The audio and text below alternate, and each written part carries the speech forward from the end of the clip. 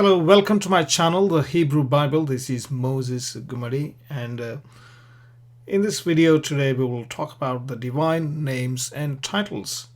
Now, divine names and titles is the series that I started, and this is the third video in which I would like to deal with the words Eloah and Elohim. Elohim. That's the title of God, one of the words used for God. Obviously, it means God,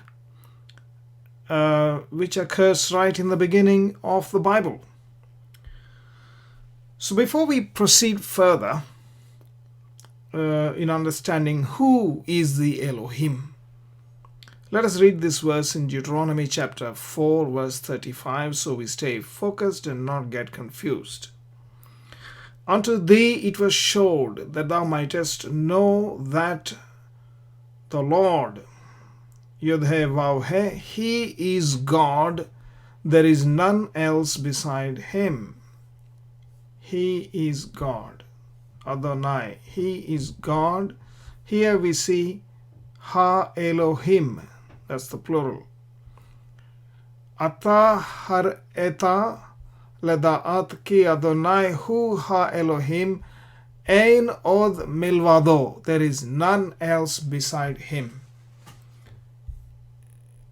Yehovah, He is the gods, if you want to put it that way, plural. If you put the plural, any plurality that is in there is all included within one, that is YHWH, and He is one. Now let's proceed further. To understand this word, what is Elohim?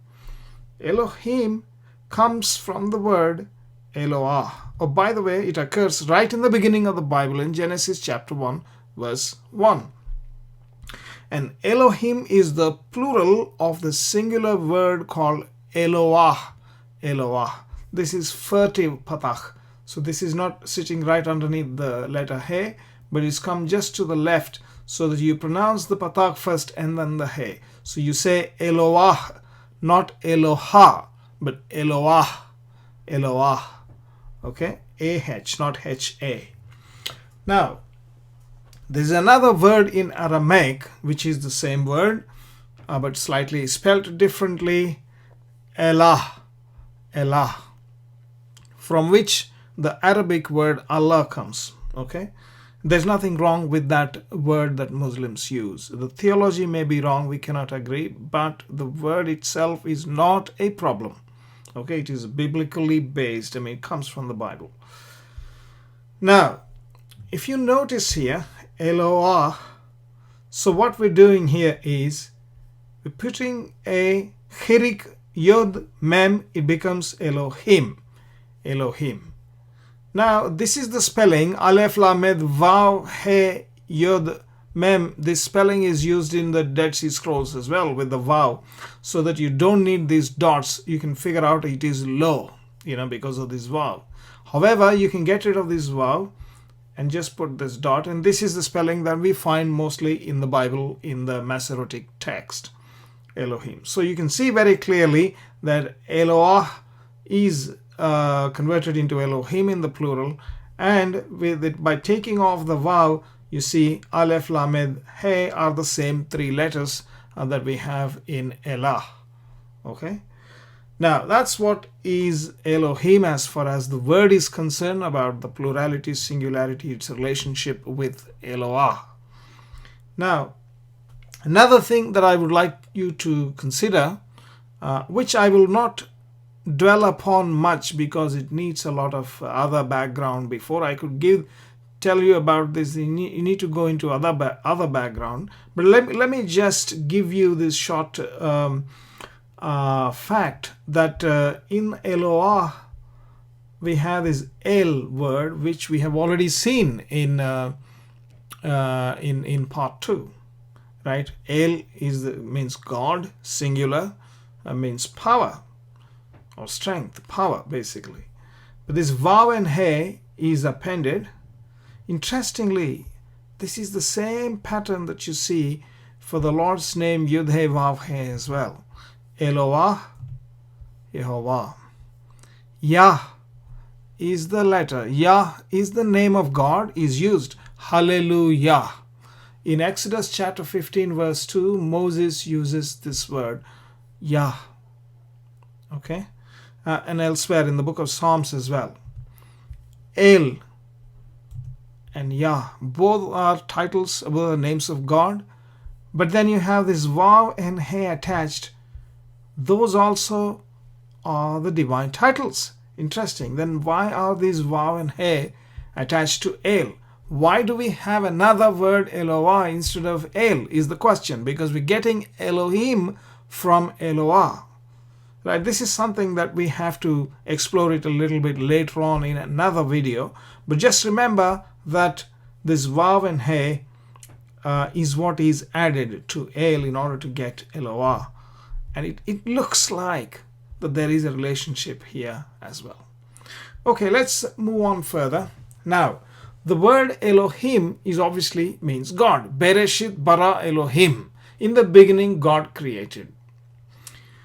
Now, that is the creator. We all know that there's only one creator. We just read earlier when we began this particular session.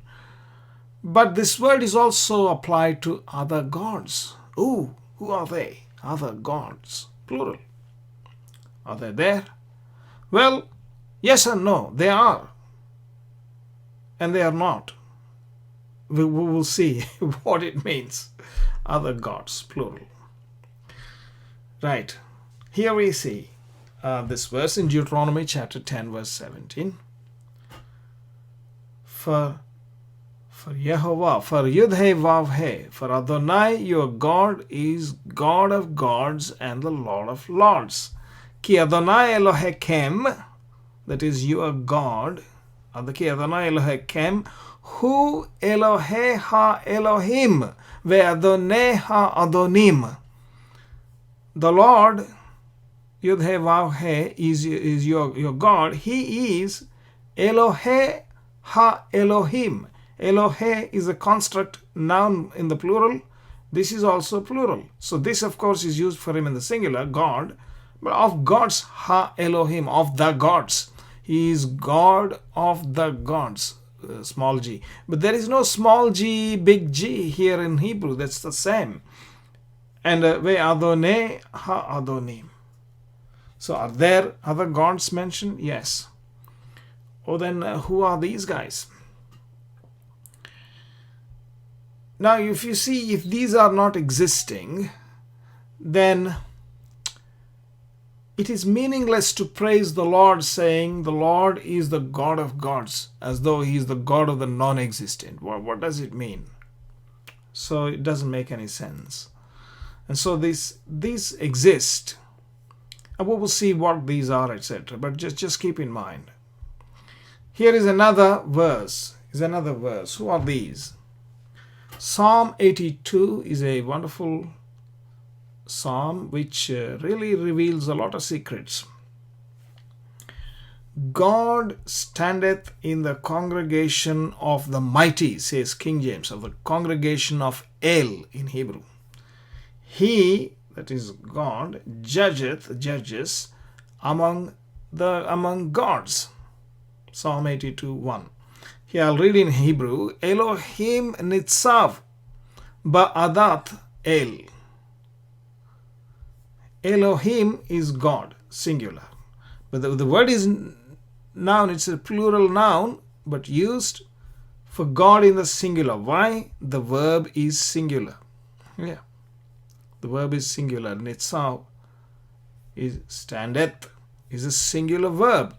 That's why we translate it as God in the singular, because Elohim is attached to a singular verb. The plural noun is attached to a singular verb, telling us that this Elohim is working as one. Right? No, plurality is not evident in the verb, in the actions. Ba'adat El, in the congregation or in the council of El. He standeth in the council of the El. And what is he doing? Bekerev Elohim Yishfot. Bekerev Elohim Yishpot. I'm sorry, it's not far. There's a dot here, Dagesh. Bekerev Elohim Yishpot. So he judgeth. That he judgeth is Yishpot. Now that verb is singular. He judgeth. Yiktol. Actually, this verb. This is a plural noun. Who are these? These are the plural. Now these are the gods here. So it's the same word. Elohim. Elohim. But this Elohim is ascribed two verbs. This verb and that verb. Both verbs are in the singular. Therefore, this Elohim is the singular. But this Elohim is plural. No verbs are attached. So how do you know whether these Elohim are singular or plural? How do you know? Let's go to verse 6. He says, I have said, you are gods, and all of you are the sons of the Most High. Hebrew, Ani amarti Elohim atem vebene elyon kullakem. Ani amarti, I have said. This is Ani means pronoun, I. Pronoun singular, amarti, verb singular. Elohim, plural, noun plural. Atem, you guys. Atem is pronoun plural. Atem means you. You, that's in King James, ye, that is plural. So why ye is plural. So in normal English, we do not know whether you is a singular or plural, but in the King James, the old English, ye is plural. So that's what he's saying. Elohim atem, you guys are gods. Elohim. Who is saying? Elohim is saying to other Elohim, but when this Elohim, God, singular, says he is used with, he is given singular verbs, standeth and judgeth, and he says now, I have said in the singular, I have said, both the pronoun and the verb is singular, Elohim atem, you are gods. Uvene Elyon kullakem. Uvne Elohim kullakem. Uvne Elohim kullakem means you are the sons. Bene, where there's no dot here, you normally pronounce Bene, or here Vene. The sons of the Most High. Most High is Elyon. Kullakem, that is all of you. All of you is a pronoun plural. So very clearly the Lord is talking. He is standing in the council of El, in the congregation of El, and telling the other gods that you guys are gods. But of course, sons of the Most High. But later on in the next verse, he says, but you will die like men. You will die like men. So he is passing a death sentence upon these gods. So are there other gods? Well, sort of yes. Because he is the God of gods. But then he can take off their godly power and it goes off foot. They are no longer. That's what happens. That is what is going on. Right, so much for the gods. So the word Elohim is used not only for the true God, but also for other gods, whom the Lord himself says you are gods. But now they are not fully powerful gods. They receive their power from him. That's the point. Now there are other words which are translated where Elohim is translated as translated using other words other than God or gods. For example, judges, angels, mighty, great, exceeding, etc. Let's just quickly go through some of the cases here. You can see here Elohim is translated as judges. Then his master shall bring him unto the judges. Here we read Vehigisho Vehigisho Adonav El Ha Elohim. Ha Elohim. Two El is, this is El is two, Ha Elohim, the gods. So his master, the Adonav, his master should bring him to the gods. Well, to the God, Ha Elohim. You can say that like that as well. Then why are they translated as judges? Well, the fact is they are the judges, are called Elohim.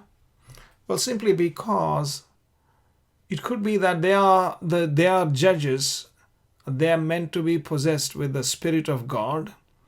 Rather, they have the Spirit of God. We see that the 70 elders of the children of Israel, they received the Spirit of God and they were prophesying.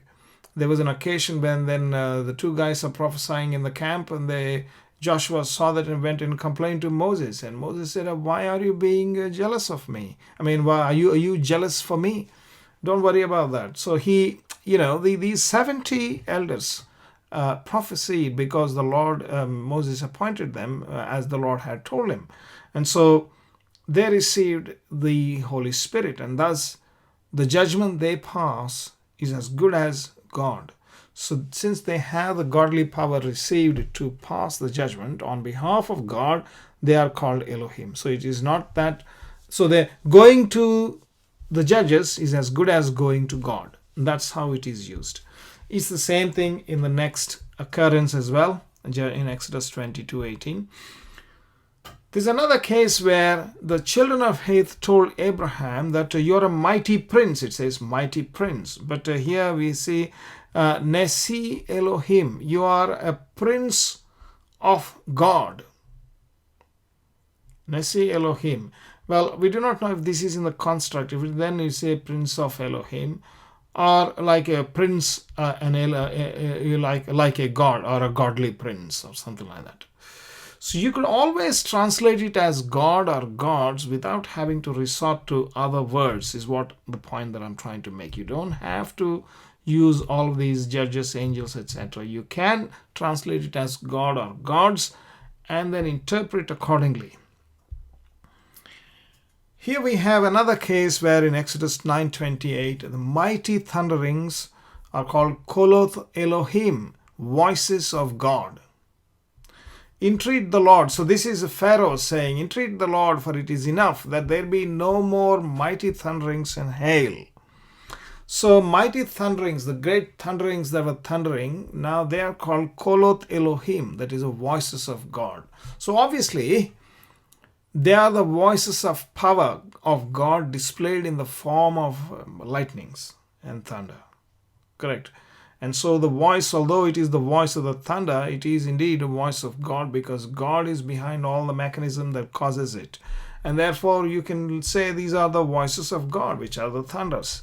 So there's nothing wrong in understanding the word Elohim. So when you read the Bible in Hebrew, there's no point in translating, because you understand what that word is. And that word is Koloth Elohim, means voices of God. Here is another interesting case where we have angels. Thou hast made him a little lower than the angels. And this verse in Psalm 8 and 5 is quoted in the New Testament, in the book of Hebrews, chapter 2. But we see Jesus, who is made a little lower than the angels for the suffering of death, and crowned with glory and honor. That's what we read there. Here, me Elohim. What it is saying is, for thou hast reduced him a little bit from the angels. That is the translation here. Me Elohim. From the gods. So thou hast reduced him a little bit from the gods. Whom? The man. Psalm 8:5. Which is why, remember, the serpent came and told Adam and Eve, for God doth know that in the day you eat thereof, then your eyes shall be opened, and you shall be as gods.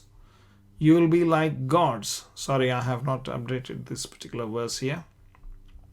But it says you shall be as gods. Right. Now another case where Elohim is great, or some other word, not God, as it's translated as such, is in this case where Rachel said, with great wrestlings have I wrestled with my sister. When who was born? Naphtali was born. Vatomer Rachel Naphtule. So here Naphtule Elohim Niftalti im achoti. I have Vatomer means she said. Rachel said, Naphtali, I have wrestled. Elohim niftalti, with great wrestlings. Great means with the wrestlings of God have I wrestled with my sister. With Achoti, my sister. So again, you don't need to translate like this. You can say, with wrestlings of God have I wrestled with my sister. So with wrestlings of Elohim, that's the wrestlings of powers. Again, same thing. Lecherdat Elohim, great trembling. You can understand in the same way in 1 Samuel. So these are several cases where we have this, again, exceeding great city. Nineveh is an exceeding great city. Now look at this. When Nineveh, Hayata Ir Gedolah, that is a great city. Le Elohim. It was a great city to God, actually. Nineveh was a great city to God. So great city in what way? We do not know if it is in the population or God considers it as a big city. We do not know why. Or maybe there are temples for Elohim there, other gods. And therefore, the Ir Gadolala Elohim, La Elohim, 2 gods. We do not know. It may be the case. But exceeding is actually Elohim here. Right. So far we have considered the cases of Elohim as other gods. We have also seen cases where Elohim is translated not as God or gods, but with other words, which we have now explained, that you need not do that. It essentially means God or gods. Even judges, we can explain it and retain the word Elohim. Now let us look at singular or plural. We've already noted that Elohim is plural of Eloah. Now, so what are we talking about? Is singular or plural? Is there only one God or multiple gods? Is the true and the living God only one or multiple? In the beginning, God created. Bereshit bara Elohim. Now, this I've already told you in one of the other verses, that plural Elohim, when it is tied to a singular verb, bara is a singular verb, then we translate this as God. So this Elohim is acting as one. So although the multiple powers are there inside the Elohim, one unit, as one, he is acting in the creation. So here is the thing. The biblical faith, the monotheism, is treating the entire powers as one single power. They are not multiple, even though multiple may appear. They are all one and the same. Or they are all unity. So it's the unity of God is what we believe. And that is evident in the verb. We are not just making up this stuff. In Hebrew, it's very clear. Bereshit bara, which is singular verb. It's not plural verb at all. But with the noun, plural noun Elohim. Okay, so God is clearly in the singular here because of the singular verb. Again, the third verse, and God said, let there be light. Vayomer Elohim yehi or vayehi or. Vayomer is again vayiktol, form of a verb in the singular. Now let's come to the plural. God is the God. We're not talking about other gods. We're talking about the God of the Bible. And God of the Bible is also given plural verbs in some locations. Wow, what are we going to do with them?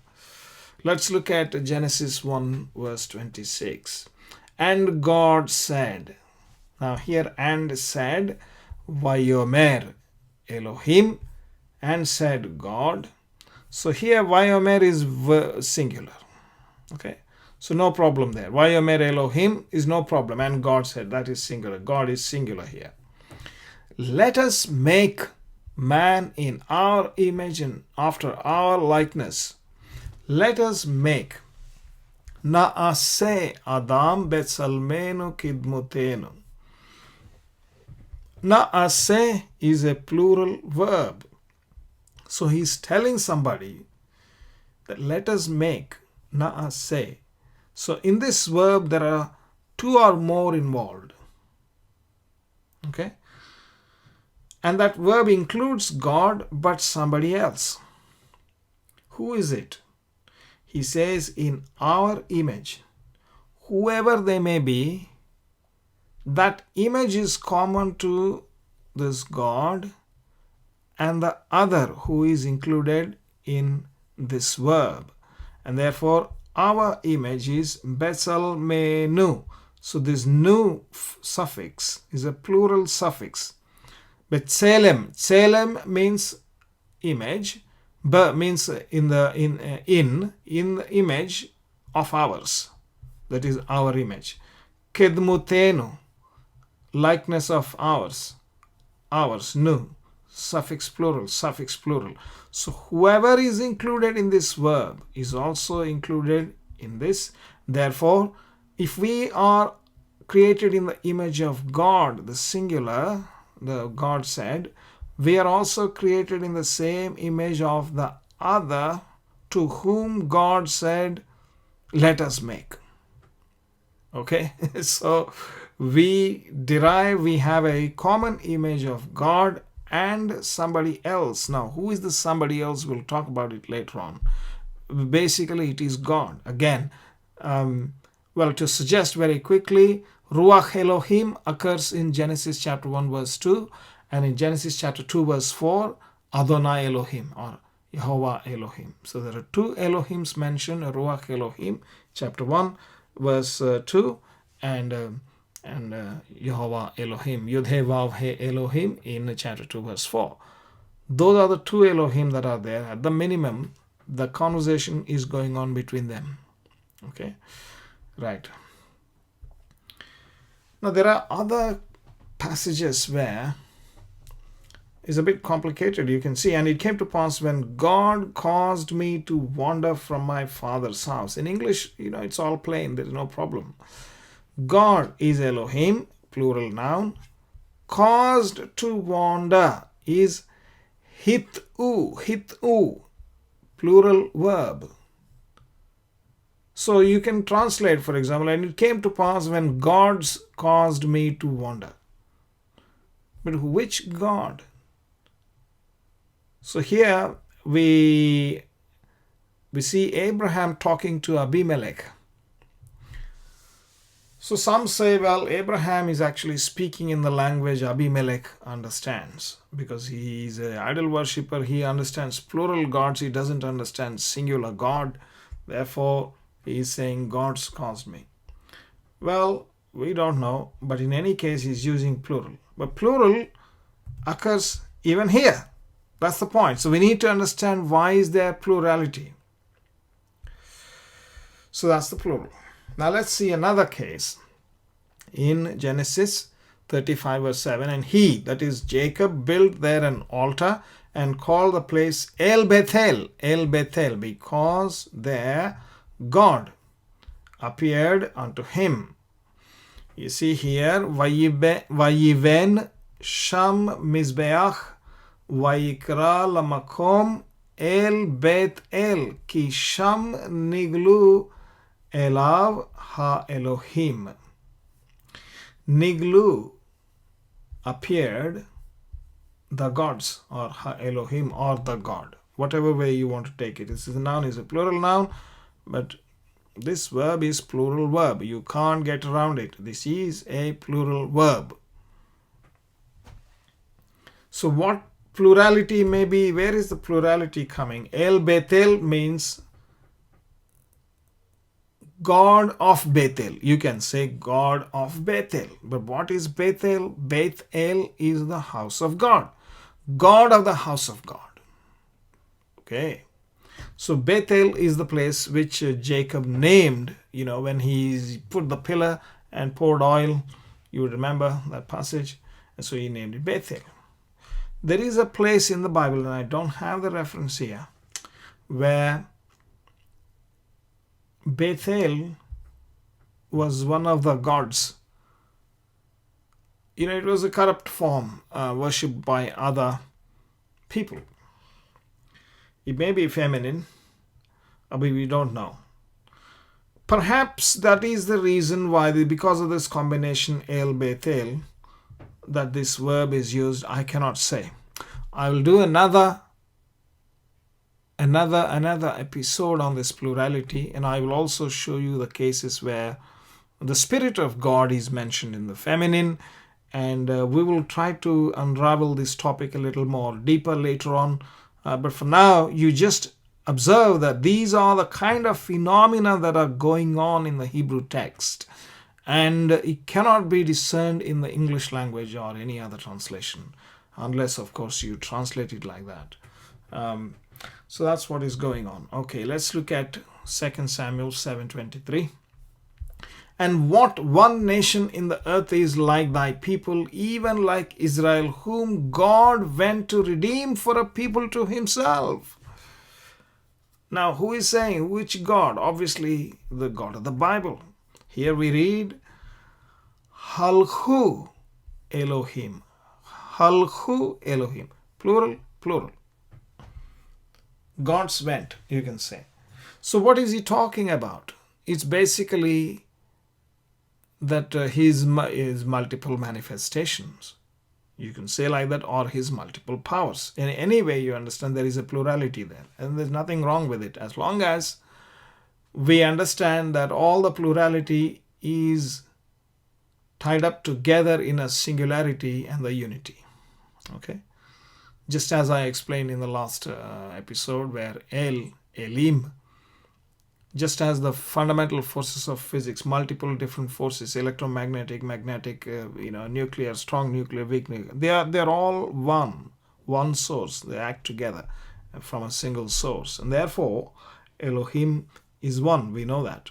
But the plurality is because of it. That means God used multiple kinds of powers to redeem them, in the sense he used fire, brimstone, he used, he used cloud, he used fire, he used hail, he used various kinds of things. Maybe, perhaps that's the reference.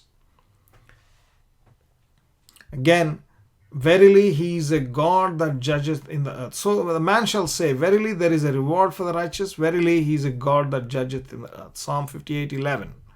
Vayomer Adam ach peri latzadik ach esh Elohim shoftim be'aretz. Shoftim, plural. He judges. Elohim is a plural. So this is all plural, as I have said. So these kind of phenomena occur. So all these references, by the way, the plural references that I referred to, are applied to the God of Israel. So don't think that the God of Israel is only referred to in this manner, like how Bereshit bara Elohim. So the verb singular, Elohim plural. That's how God of Israel is referred to. That is true most of the times. But what I showed you just now are the exceptions. And you got at least 5 to 6 different exceptions that are there. Okay, so that's what we see. So what do we make of these things? What do we make of these things? So what do we make of this? Let's read it again. Unto thee it was showed that thou mightest know that Adonai, he is God, there is none else beside him. Here he is God is plural, ha Elohim. So all the Elohim plural. He is the Elohim. Adonai, Yud He Vav He is the plural Elohim put together. And here, O Israel, Adonai, our God, Adonai is one. Here, O Israel, Shema Israel, Adonai Eloheinu, Adonai Echad. Here, O Israel, Yehovah, our God, Yehovah is one. Echad, one. So that should remove any confusion. In the next video, I will talk about the possible reason for plurality. I know we will come with the Trinity. But the Trinity, in my opinion, is not fully understood properly by whoever wrote up the creeds. I believe in Trinity. I'm not saying I don't. I believe in the Trinity, but there is a nuance that's there in the scriptures. that we must look at. And I will also show you where the Spirit of God is spoken of in the feminine. And then we'll go to Genesis chapter 1 verse 26 and see why does he say, let us create in our image, our likeness. Who are the our? Who is speaking to who? We'll try to unravel that in the next one. But for now, I think let us end it here. Please do like, comment, and subscribe. Of course, if only if you do like.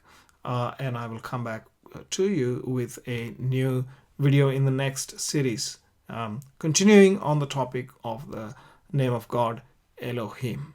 Thank you very much.